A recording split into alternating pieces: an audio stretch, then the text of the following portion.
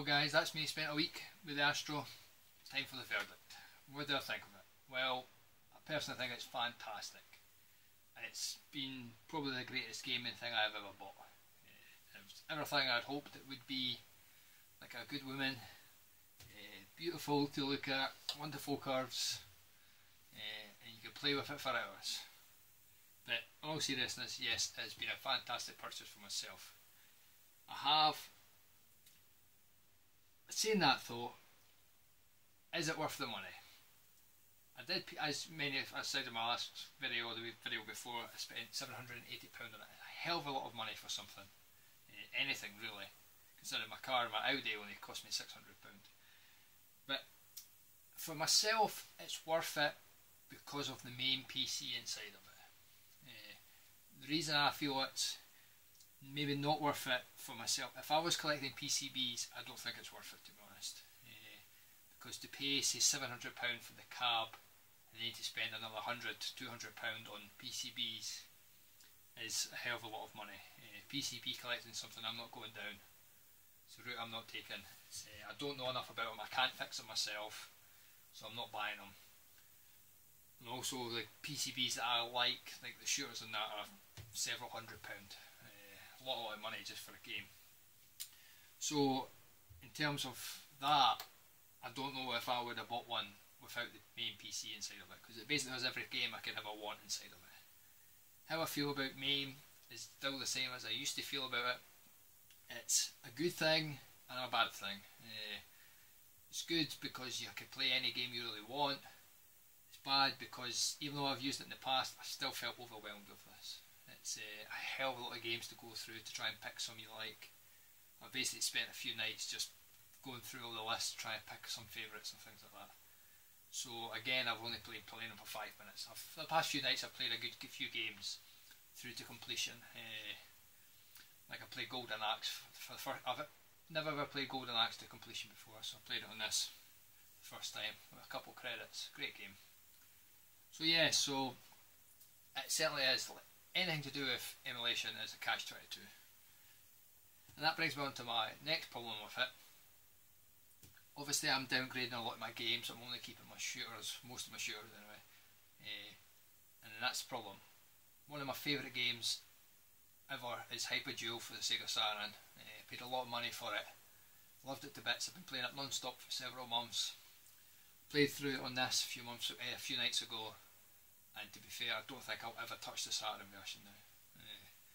It's not that it's a bad conversion or that, it's arcade perfect. It's just to go from this massive monitor that looks fantastic onto my Sony telly, which again it looks great on. I used to think it looked fantastic on, but now not compared to this bad boy.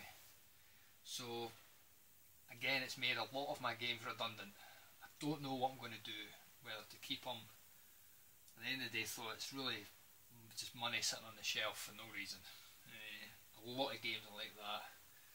Like most Saturn shooters, in fact 95% of the Saturn shooters are all on this. A lot of the PS2 ones, Mega Drive emulation on it, it's good. I'm not sure how I feel about it, to be honest, because the picture's it fills the whole screen.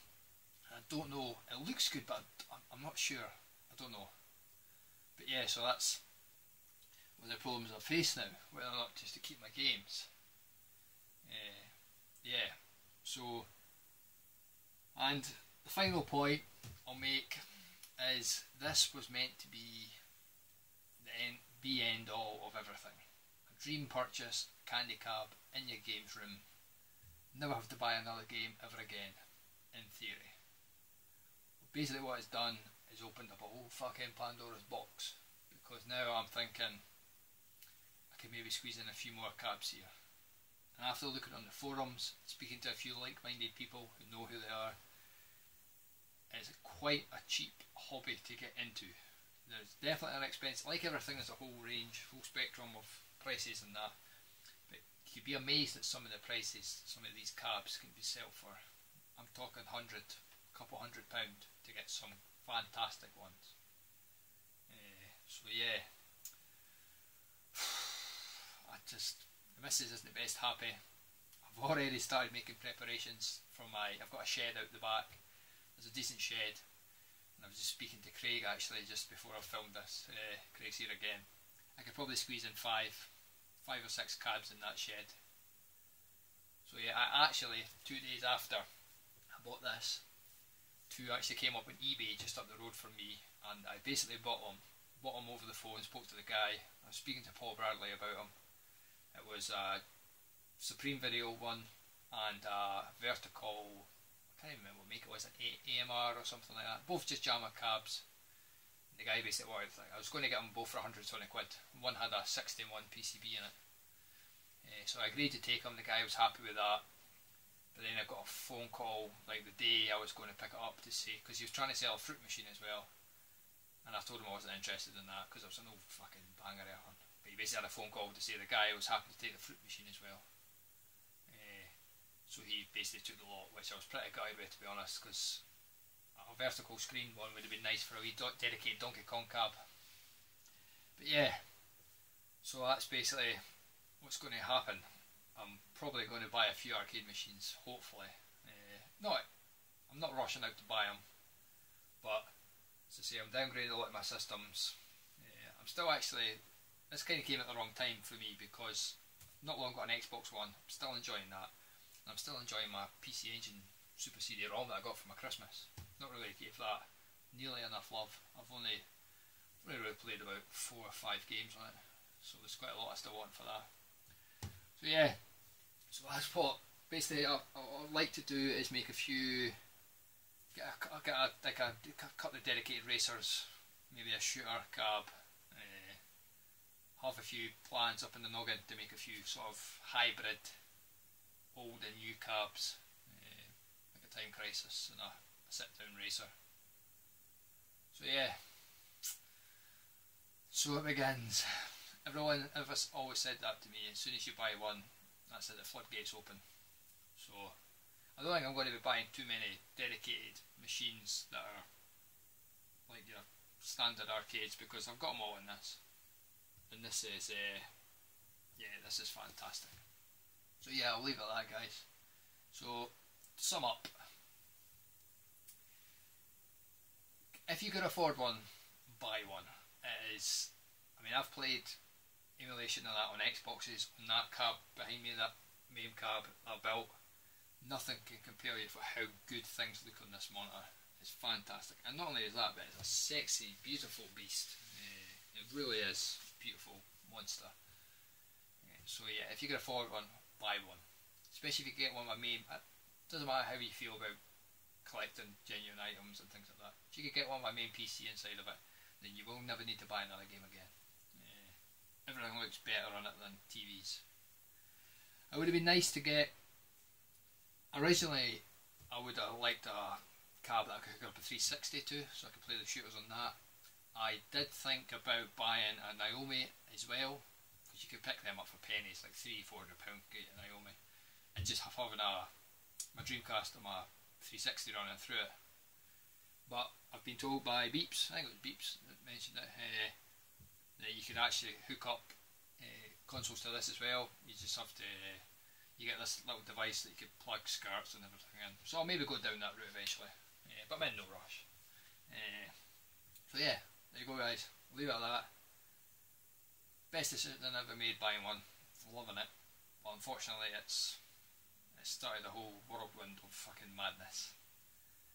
And that's another quick thing I'll just quickly say, is that it's certainly a fucking trial and error sort of business, this, because I mean, just watching Griffo's videos and things like that, arcades are very hit and miss.